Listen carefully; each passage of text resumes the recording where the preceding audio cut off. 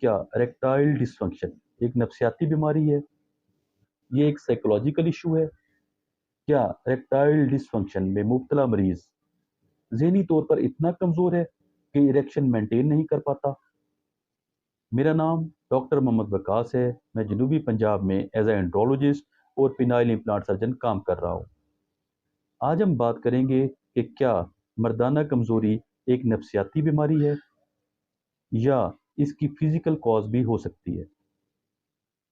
بہت سے لوگوں کا اور زیادہ تر ڈاکٹرز کا بھی یہی خیال ہے کہ مردانہ کمزوری ایک نفسیاتی بیماری ہے، جبکہ حقیقت میں 40% کیس اریکٹائل ڈسفنکشن کے سائیکوجینک ہوتے ہیں، یعنی کہ پیور سائیکولوجیکل ایشو ہوتا ہے۔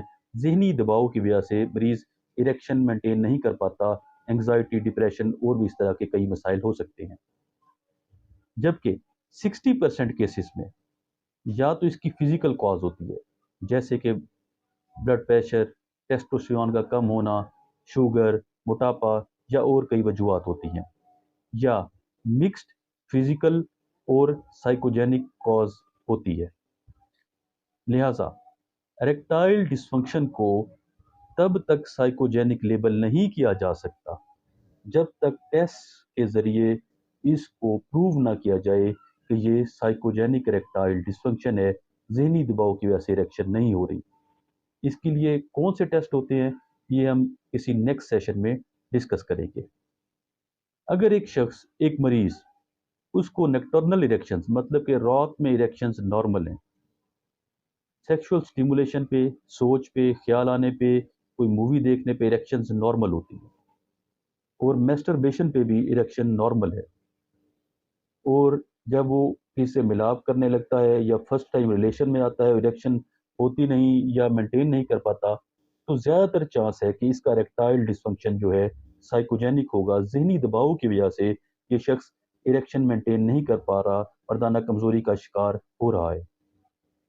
اگر کسی شخص کو رات میں اریکشنز ہوشیاری کم آ رہی ہے اور کوئی خیال آنے پہ، مووی دیکھنے پہ بھی ہوشیاری کم آتی ہے، اور میسٹربیشن پہ بھی اریکشن اس کی ویک ہے،